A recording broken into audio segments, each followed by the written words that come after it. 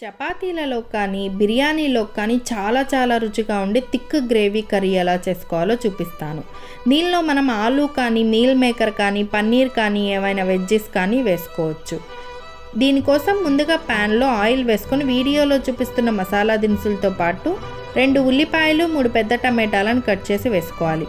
అందులో కొంచెం జీడిపప్పు, కొన్ని గసగసాలు, 2 ఎండుమిర్చి, అల్లం వెల్లుల్లి వేసి బాగా మగ్గనివ్వాలి.